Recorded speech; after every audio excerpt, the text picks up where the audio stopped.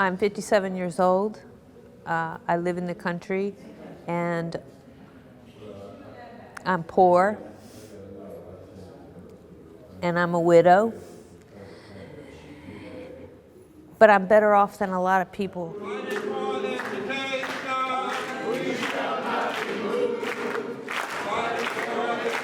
What I see the legislature doing is really terrifying to me personally, but I know that it's going to hit across the board very hard. The very poor, the lower middle class, the middle class.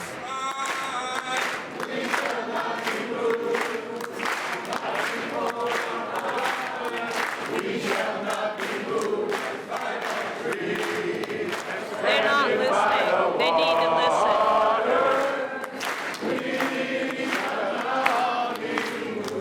I felt calm, and I felt that I needed to be there. I felt not excited. I felt some sadness that there were so few legislators paying any attention to what was going on with all those people, all their constituents. We own that house.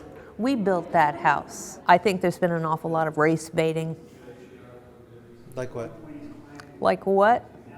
Well, like getting rid of the Racial Justice Act, like all this rollback in early voting and same-day registration and no Sunday voting. I think it's targeted. They want to make it difficult for college students to vote. They want to make it difficult for African Americans to vote, Hispanics to vote, older people to vote. You know, the trouble is that they have ALEC behind them, writing all these laws. They're appearing all across the United States in legislatures. And one of the big things is to roll back voting rights. Any party that needs to reduce access to the ballot box is in trouble eventually.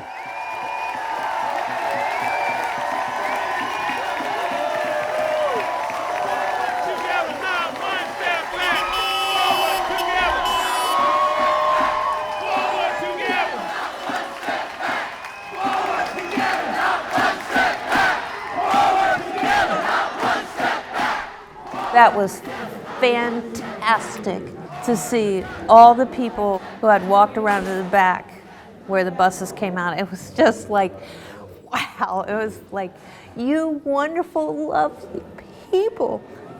And how the legislature can't listen to those energetic, brilliant, heartfelt people who, like on a Monday evening, come out to say, you go, yes, you're doing the right thing. It was just beautiful.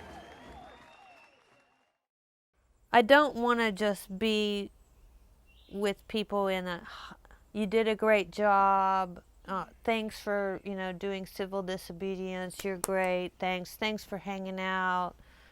I want something that's beyond the political, that goes into, more parts of life, like, I'm having Thanksgiving at my house. Would you like to come?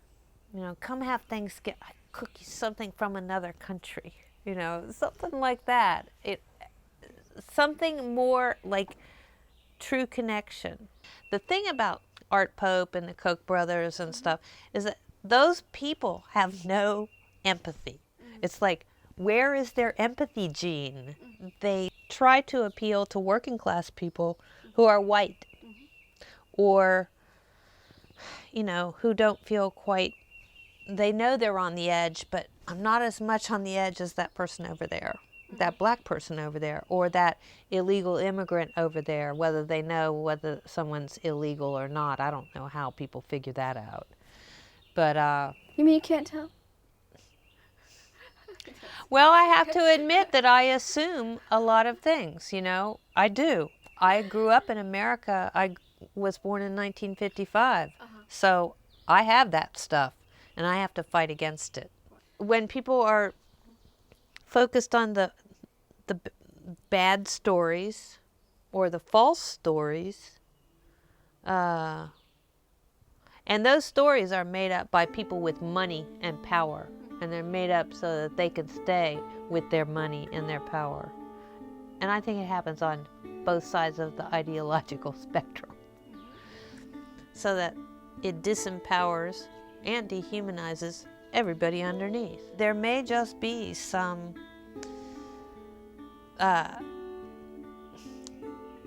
white people, either middle class or upper middle class, who are gonna